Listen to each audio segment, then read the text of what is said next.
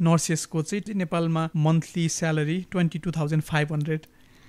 होइन अनि काठमाडौँमा चाहिँ 30,000 भनेर रहेछ कि अनि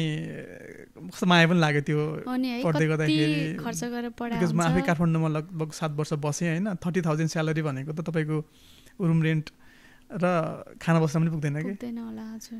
अनि फेरि नर्सिङ गाह्रो पनि छ नि त प्रोफेसन काम गर्नको लागि होइन अनि त्यो कम्पेयर टु यहाँको पे स्केल होइन यहाँ त भेरी एट्र्याक्टिभ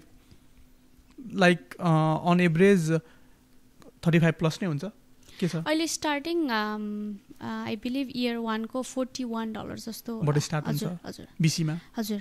अनि एभ्री इयर आफ्नो हायर डेट जुन छ त्यो